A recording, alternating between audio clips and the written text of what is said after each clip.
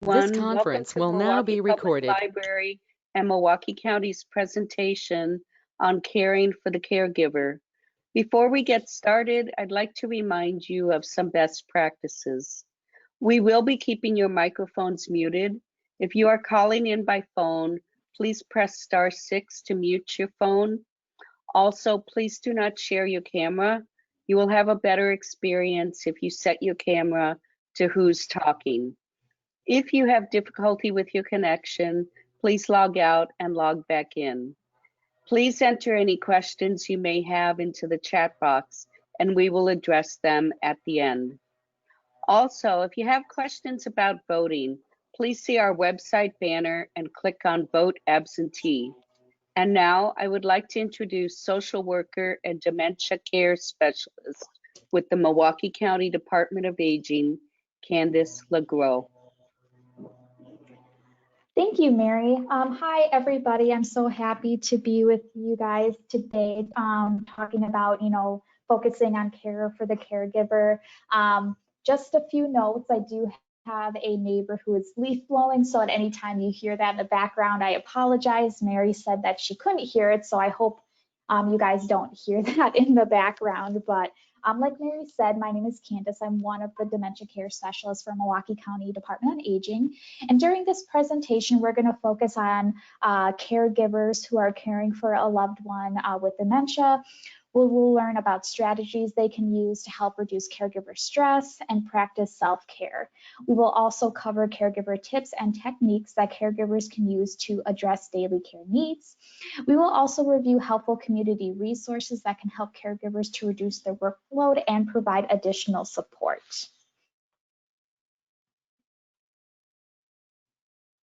Okay.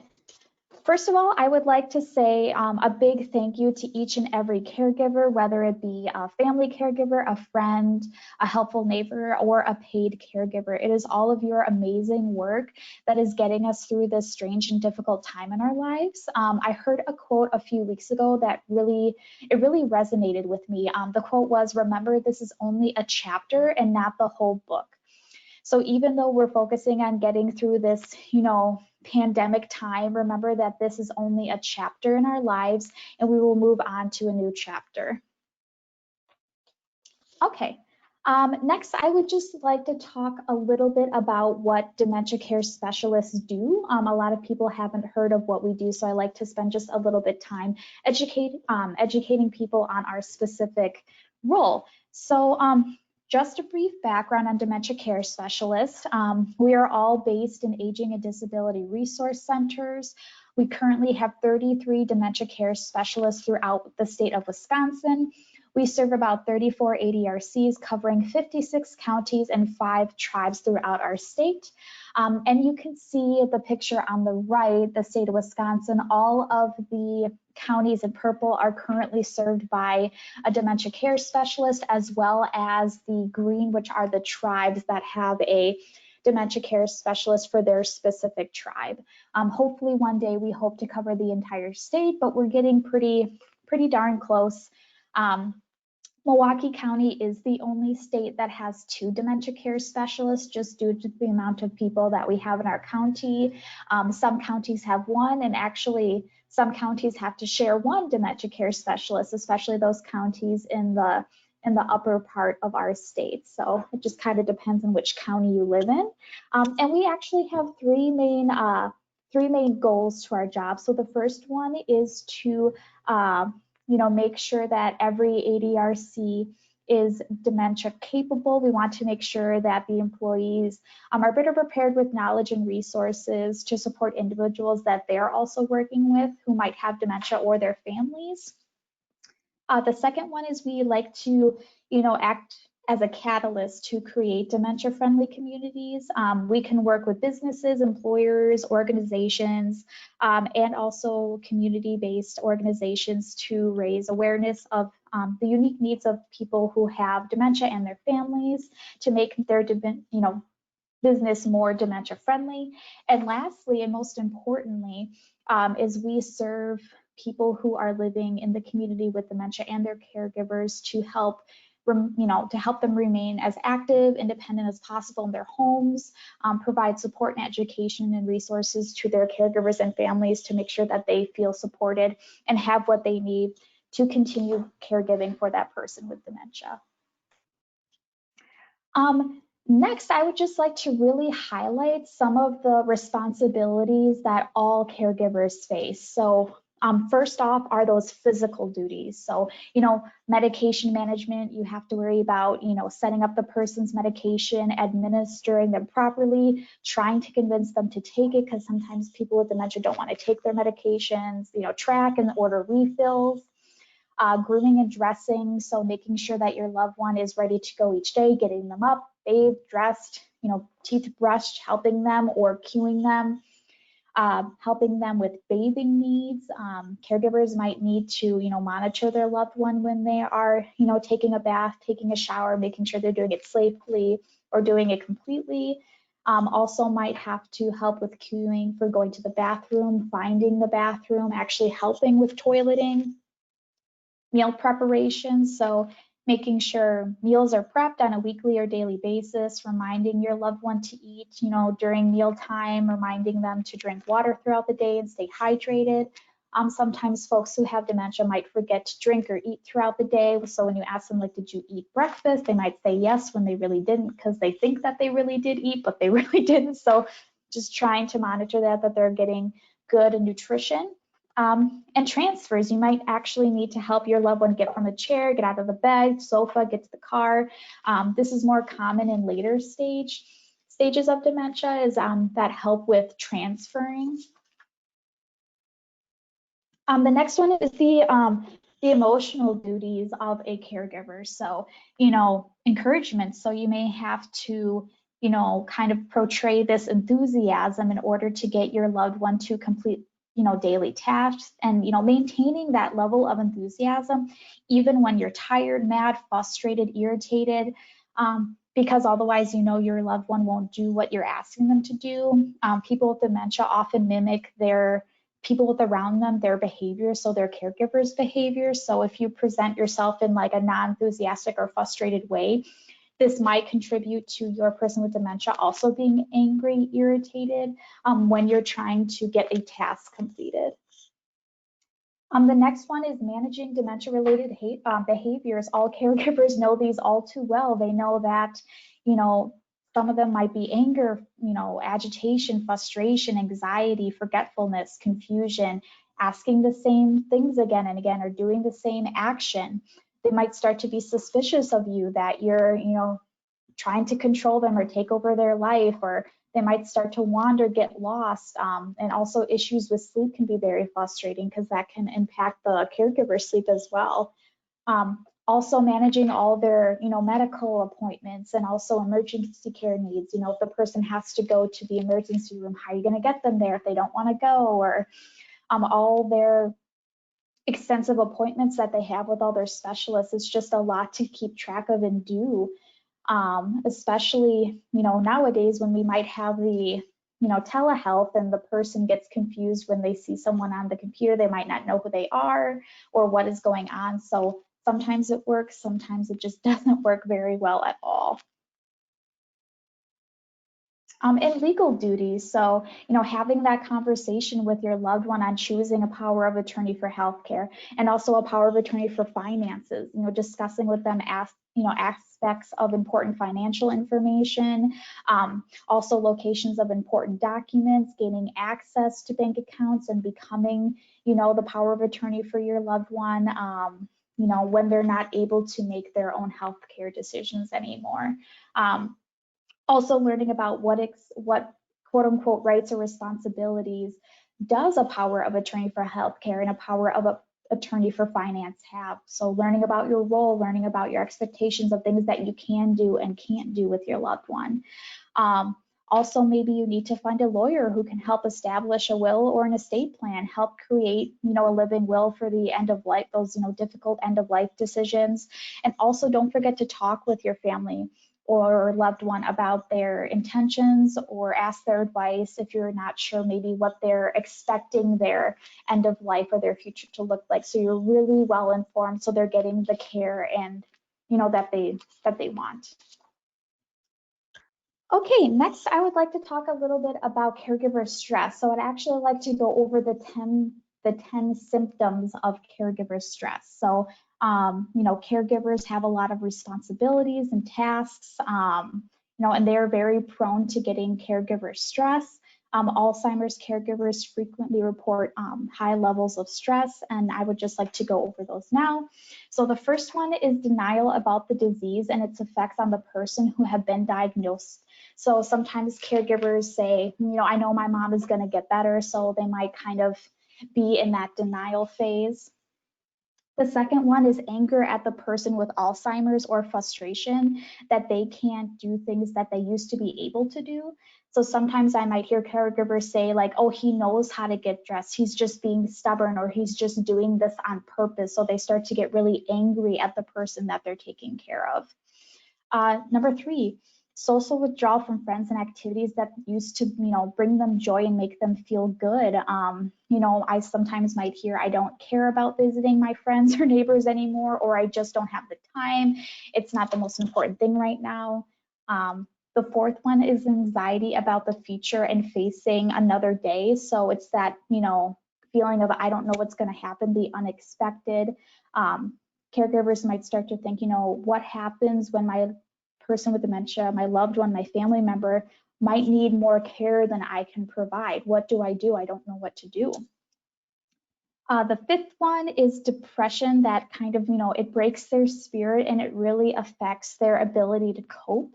I hear sometimes, statements like, I just don't care anymore, or I just can't do this anymore. They're just really stuck in a deep depression. Number 6, it's exhaustion that makes it nearly impossible to complete daily tasks. So I hear a lot of the times that, I'm just too tired for this. I'm just too tired to do this. Number 7, sleepiness caused by never-ending list of concerns. So, they keep worrying about what is to come, what's going to happen. What if my person wanders out of the house? What if they fall? What if they get hurt? What if this? What if that? So they keep really focusing on that what if instead of focusing on the here and the now.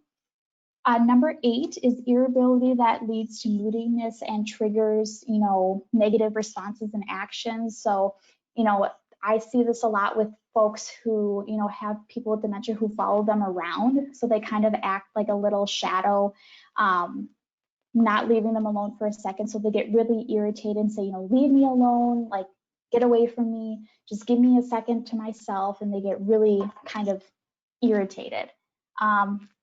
Number 9 is a lack of concentration that makes it difficulty to perform familiar tasks. So, I was so busy, I forgot my own appointment, or I was so busy that I forgot this. And then the last one is health problems that begin to, take a mental and physical toll on you. So, I hear from caregivers that sometimes, they can't remember the last time that they felt good, the last time that they felt happy or rested. So these are kind of those big 10 symptoms of caregiver stress.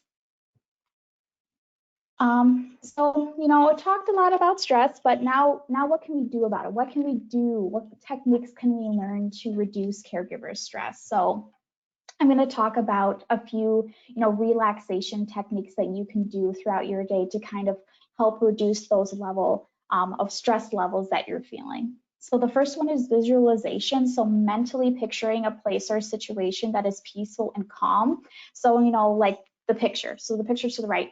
If you're ever in a moment of really high stress and you just need to calm down, like picture a peaceful place and really focus on that place or that time, like whether it's a vacation, a waterfall, just a very, like nature, a time that you went on a hike and it was very peaceful, just really focus in on that image, what was going on, what did you hear, what did you see, what did you smell, what did you feel, because that kind of helps ground you and helps relax you, because it's kind of helping to take you away from what's going on, that hectic moment in your life, and focusing on that peaceful time.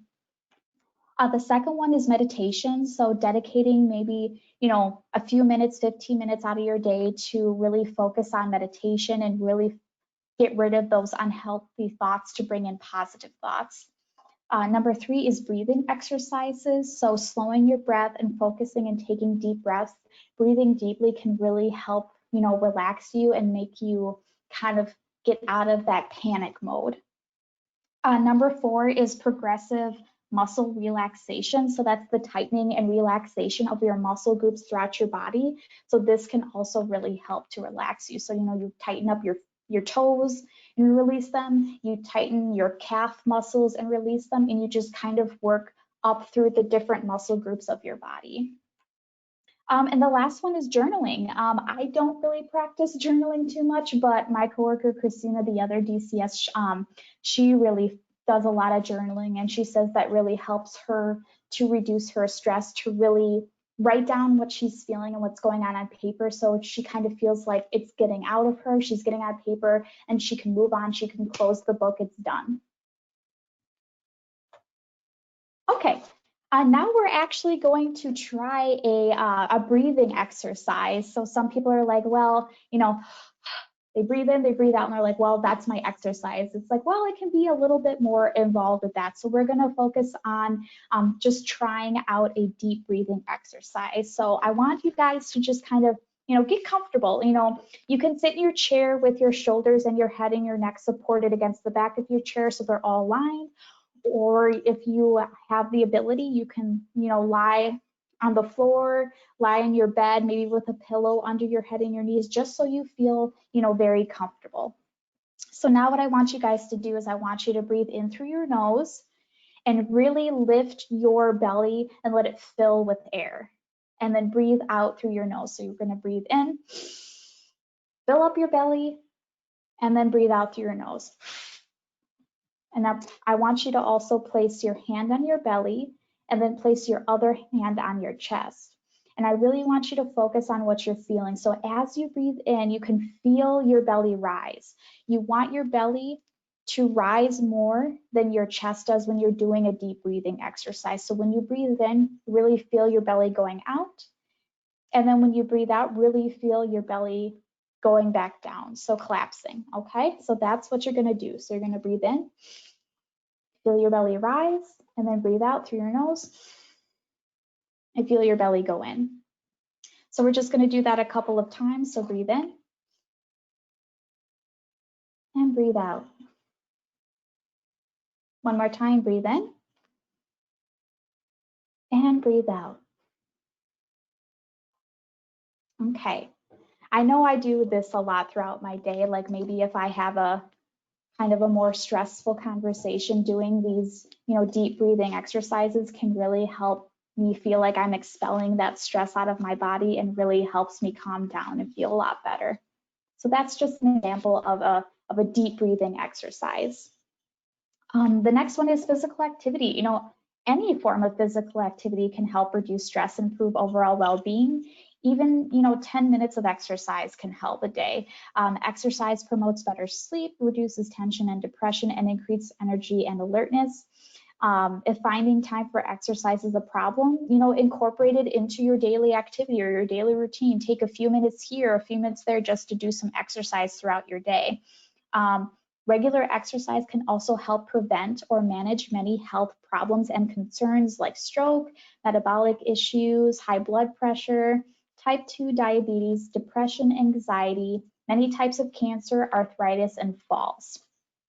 And then on the screen here, just a few examples, taking a walk around the block, dancing, gardening, riding a bike, chair exercises, stretches, yoga, just really any type of exercise that you enjoy doing that you can really incorporate into your daily routine. Like my dad, he goes on a bike ride almost every single day because it's fun. He gets to be outside, fresh air. He really loves biking, but some people, can't do a bike ride every day, so maybe they take their dog for a walk around the block, or maybe they just might do some yoga every morning, whatever you feel that is manageable for you to do.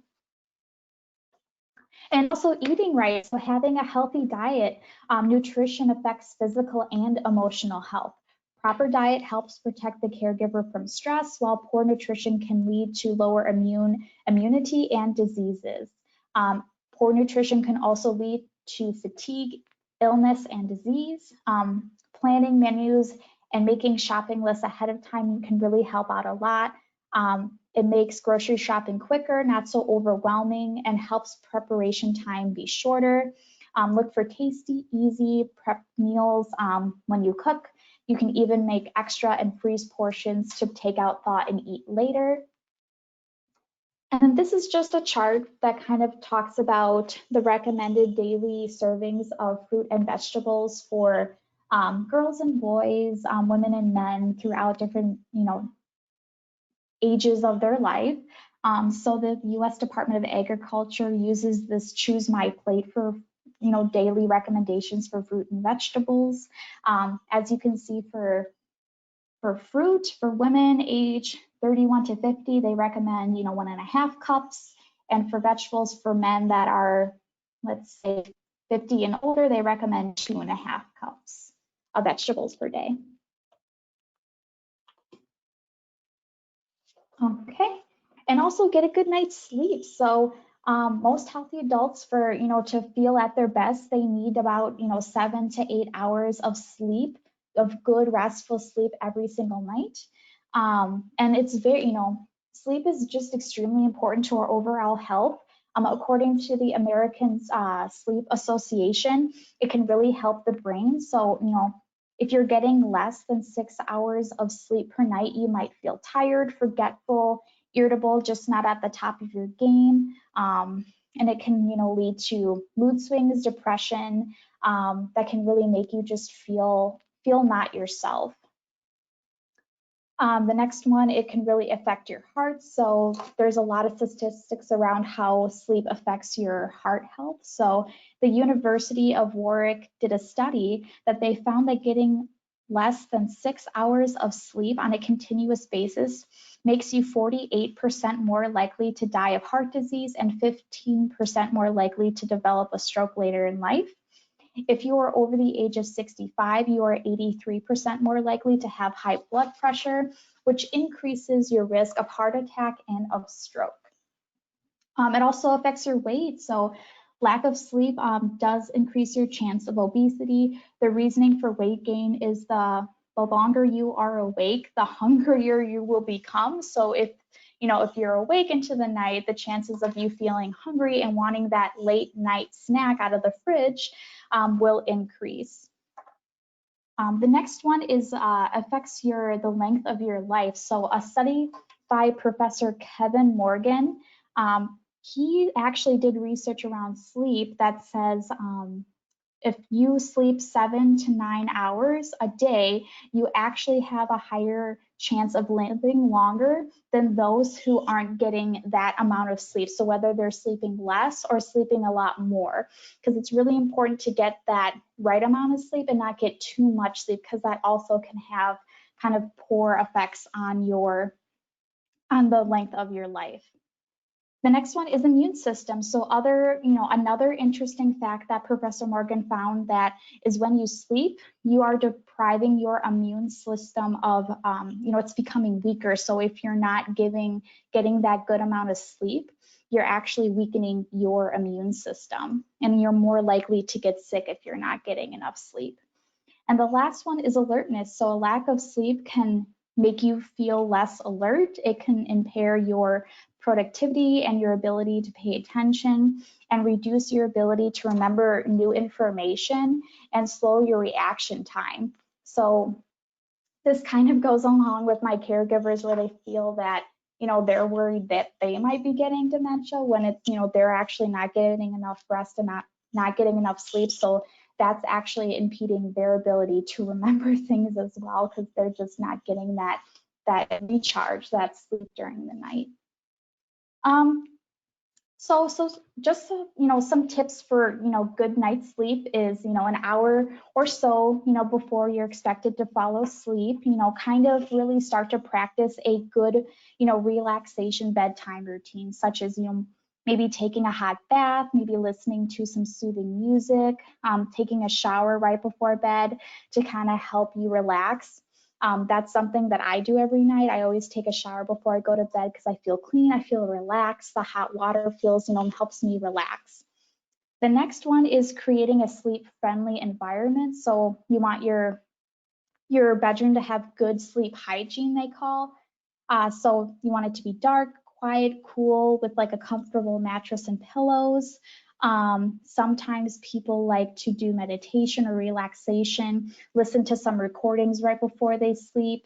Maybe some people use white noise machines like nature or ocean sounds to help them focus on sleep and relax.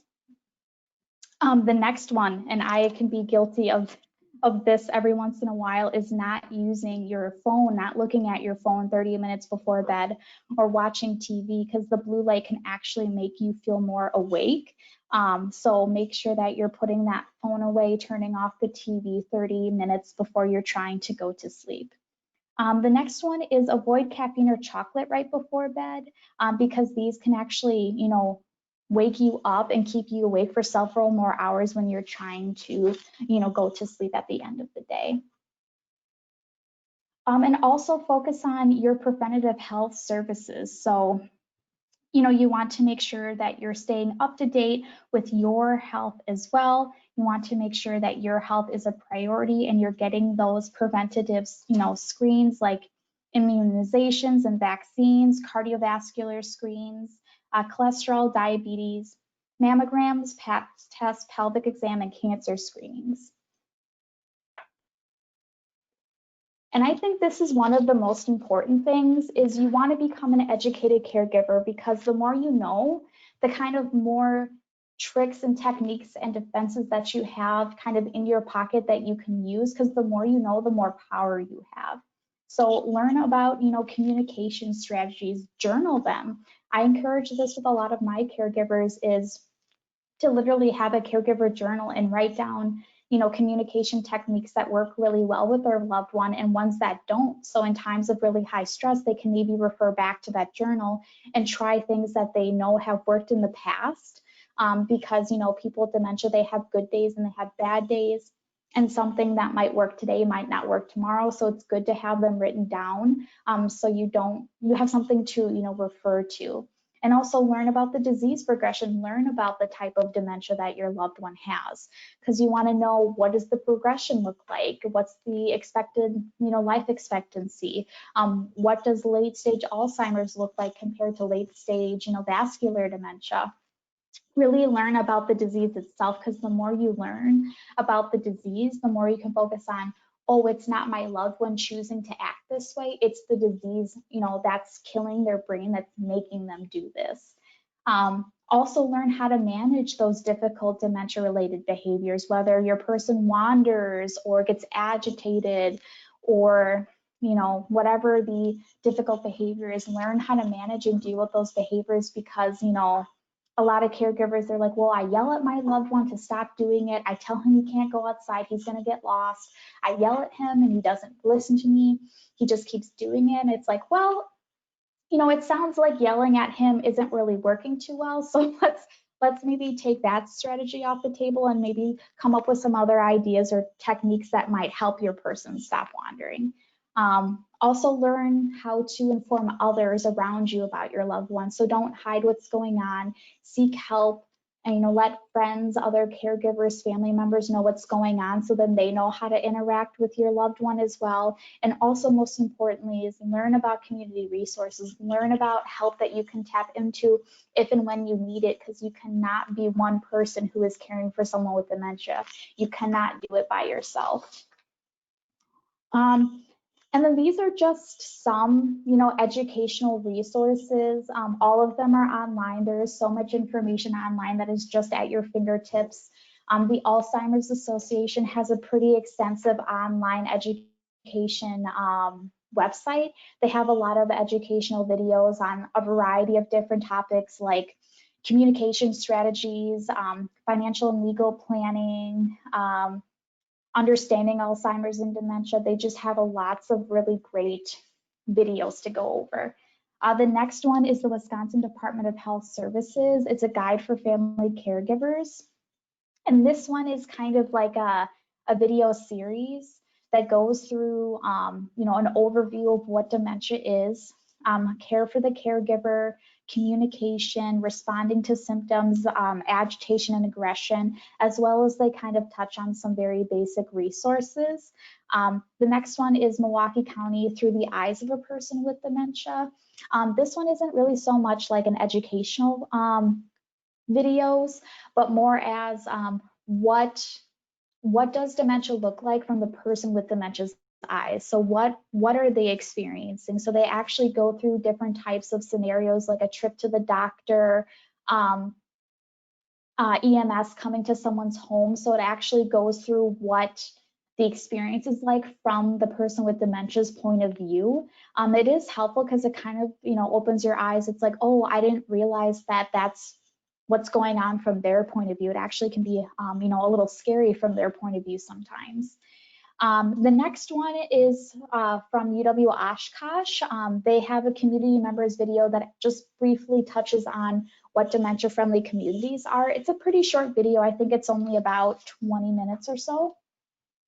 The next one is the Wisconsin Alzheimer's Institute. They have an education site that has a list of, lots and lots of website resources as well as other community resources. And then it has links right there to take you to all those different resources. You just kind of have to pick what it is that you're specifically looking for. And then the last one is the National Institute on Aging, Alzheimer's Disease Education and Referral Center. That one's a little bit long, but that website is very neat. They compile, archive, and disseminate information concerning Alzheimer's disease. So everything that you possibly want to know or learn about Alzheimer's disease, you can find at that website. You can also get referrals to local services, research centers. You can actually get information on clinical trials if you ever wanted to have your loved one be involved in a clinical trial, as well as other training materials and guides. All right, we talked a lot about, caregiver self-care, and I just wanted to go over just some, some tools or some resources that caregivers could go to learn more or practice self-care. So iCare actually has a caregiver management website. So they actually have very helpful videos on caregiving. They have information on stress, relaxation, pleasant activities, and healthy habits. The next one is the Family Caregiver Alliance. They offer relaxation video series as well. They actually go through videos of how to do deep breathing, triangle breathing, muscle relaxation, imagery meditation, guided imagery, mindfulness meditation, and breathing mindfulness. So they have a lot of really great instructional videos on those things. Also, sometimes caregivers just need to kind of let it off their chest, talk to people who kind of get it, who are going through the same thing that they're going through. So reaching out to a support group might be very therapeutic and very helpful for caregiver self-care. The Alzheimer's Association, they have their Alz Connect, which is a kind of like a blog. If you're maybe not wanting to get, involved in a full-on support group, maybe the blog might be a better alternative. And they also offer many phone and virtual caregiver support groups as well. The WellMed Charitable Foundation, they have a caregiver teleconnection as well, where they actually hold a phone kind of educational series that caregivers can attend, ask questions, learn more about specific topics. The Alzheimer's Foundation of America, they also have a support group as well. And then lastly, I actually run a caregiver support group with the other dementia care specialists from Waukesha and Ozaukee County. If you're wanting to learn more about our specific support group, I have our email here and our phone number you can call. We actually run our support group the first Wednesday of every month from 1 to 2, and we've been doing that since June. And lastly, I just want to remind you all, taking time to care for yourself is time well spent. You really can't care for someone else if you don't first take care of yourself. Next, I just want to go over some community resources during COVID-19. So some helpful websites or agencies that you can go to learn more about help or how to, get connected to services. So the first one is Milwaukee County Department on Aging. That is where I work. And that is our main call center number there. In Milwaukee County Department on Aging, we assist local seniors in learning about and getting connected to resources in their community. So, even with COVID-19 safer at home restrictions going on, we're still hard at work providing services to seniors, just with some maybe modifications to some services. So, for example, our senior dining sites are offering curbside pickup instead of the actual sit down meals that we were offering before. So seniors can actually go drive up to the senior centers or the meal site locations and pick up their meals. We are still offering, Meals on Wheels. We've actually, gotten some grant money to extend that service. So a lot of people are tapping into those home delivered meals. We are also offering free rides to the grocery store, as well as rides to, medical and dental appointments. We're also still doing wellness calls. And all of the resource center staff, we kind of have modified our procedures to provide assistance over the phone or virtually. So we don't, we're currently not doing home visits or anything like that. We're doing all of our services remotely right now.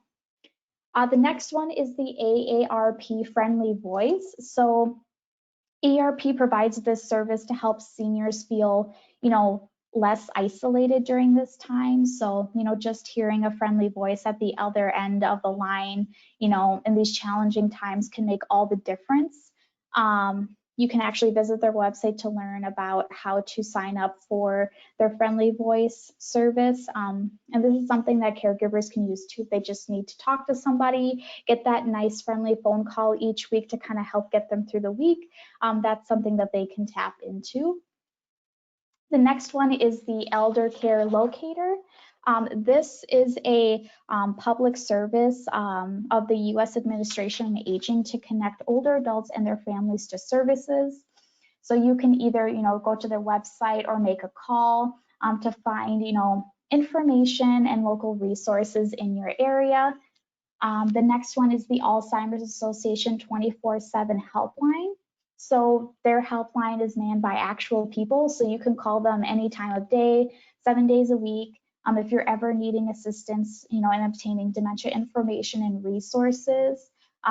They can even help you work through a difficult behavior because they would connect you to a master's prepared social worker to help you work through maybe a difficult behavior that your loved one is doing. And you can call them, in the middle of the night and someone will answer and actually help you through that. The next one is the National Alzheimer's and Dementia Resource Center Disaster Plan Toolkit. I actually really like this toolkit because a lot of families that I work with, the caregivers say, I don't really have a backup plan. I don't know how to make a backup plan. I can't even think about, what does that even look like? So this toolkit kind of helps break it down and getting all the information that we could possibly need on the person with dementia in one place. So it has a lot of, tip sheets and checklists and, filling in information about the person on their medications, on behaviors, on the routine, on everything that they need. And I also encourage people to attach any advanced directive documents that they have to keep it with this toolkit, and also having, a good backup plan where, if you as a caregiver couldn't care for your person with dementia, whether it's you had to go to the hospital or something happens where you can't care for them, what's the backup plan? Is another family member going to step in? Are you going to seek temporary respite for the person at a facility? And if so, where? Kind of really thinking through a good backup plan. So if that type of crisis situation ever happens, you feel prepared, you feel ready, you plan for it, and it's not so scary. The next one is the Wisconsin Alzheimer's Institute. Again, they have resources for caregivers during COVID-19. They actually have a very helpful website that has a lot of tips for caregiving, have links for helpful websites, and also a lot of really helpful helplines. The next one is the COVID-19 crisis text line. So sometimes people, not everyone likes to call everybody nowadays. So they're actually offering a text line. So, caregivers, if they're ever in a moment of very high stress, they feel like they're getting to a type of like crisis situation, they can actually text this number and actually talk to a crisis counselor to kind of work through that crisis moment. And just a reminder, just a note that these crisis counselors are trained volunteers and they are not medical professionals. They are trained to help get you through that crisis moment. All right, this one. This one can be very, very, very hard for some caregivers, is asking for or accepting help that is offered. So, as you know, being a caregiver, it's a lot of work. Sometimes, families, neighbors, and friends are willing to, help lighten the load and help you out. So therefore, do not hesitate to accept that help, especially if you could really use it. Especially, if a neighbor even just wants to watch your loved one for, let's say, 15 minutes, just while you go take a walk around the neighborhood, take it. Don't feel bad or feel guilty about accepting help. People wouldn't offer help if they didn't actually really want to help. So if someone's offering help, go ahead and take it. Let someone, watch your person with dementia while you might, run to the post office, maybe go to the grocery store. Maybe they even offer to pick up groceries for you. Maybe they offer to take your loved one on a car ride. Maybe they offer to do, set up like a video chat with like family or friends. Maybe they might offer to help with yard work, which is really helpful around this time of the year with all the leaves that have to get raked and blown away and all that stuff. The next thing I want to focus on is respite care. So sometimes, caregivers say, I don't have friends or families or neighbors. I really don't have anyone that I can really rely on to, help give me a break. I really don't have anyone to call on. There are a few organizations and grant programs that can kind of help with that.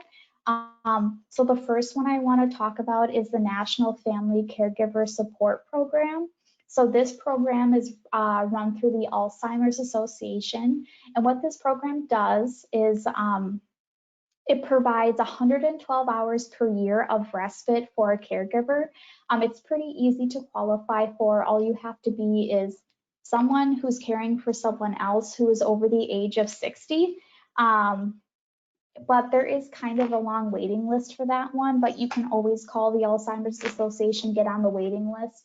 The other grant program that the Alzheimer's Association runs is the Wisconsin Alzheimer's Family Caregiver and Support Program.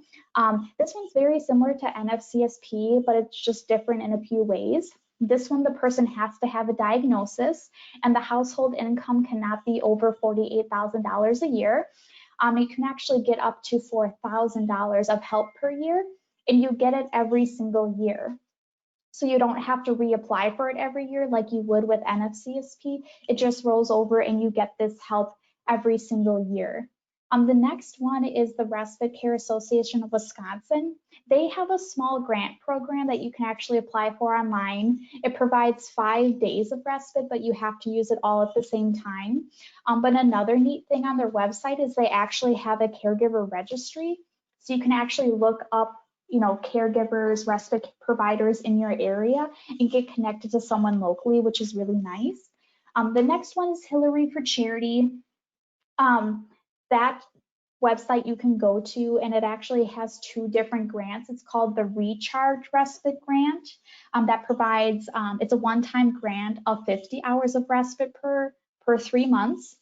And then the next one is the Extended Relief Respite Grant, which is a 6-month grant of 25 hours per 6 months, so 24 weeks. And due to, of course, limited funding, the access to these grant programs can vary.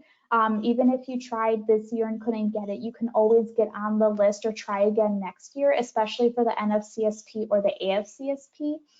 And then lastly, I just want to focus on for people who are caregiving for veterans. So If your dad, your husband, your brother happen to be in the service, the VA actually offers a respite program up to 30 days. The client they don't require any type of service connection, nor aid or attendance needed. So if you wanted to learn more about how to get this type of respite through the VA, you could actually contact the social worker, whichever clinic, VA clinic that your person normally goes to. You could connect with that social worker and they would be able to, help guide you through how to get that respite service. Oh, my computer froze here. Oh, there we go. And also thinking about, respite's really important, but you also want to think about help for the long run. So you want to think about, long-term care on an ongoing basis. So if you ever the person started to need help with daily activities such as eating, bathing, dressing, getting in and out of bed, you know your limits, so you know what you can do. So you might have to look into, if I need additional help caring for this person, what might that look like? Would it look like hiring an in-home care agency, getting connected to your county's long-term care program, maybe looking into a live-in caregiver if the person needed a lot of help, daily help, and you just can't provide that. But I do want to focus on, just for a minute, the long-term care program that's offered through the county. So what you would do is you would call the Aging and Disability Resource Center in your county. This is the number for Milwaukee County. And then you would just say, I would like to put in a referral for the long-term care program. You qualify in two ways. So you have to qualify functionally and financially. So functionally, you have to have a functional need. So the person, your human service worker will help assess the person's physical, cognitive, memory impairments that might limit their ability to take care of themselves or live independently. And then the financial eligibility is just, can the person qualify for Medicaid? Because you do have to be able to qualify for Medicaid to get into a long-term care program. And then once you're, quote unquote, qualify for it, you can choose which managed care organization you would like to choose. Okay. And a lot of family members ask me, well, how do I learn about in-home care providers in my area? And I always direct them to the senior resource guides. They list all the available in-home care agencies, and they also have one that is just on housing, and they actually have digital versions of these books online, and you can go to this website to access those. Lastly, I'd like to talk about adult day centers. So, due to COVID-19, a lot of them had closed down for a while. A couple of them have reopened.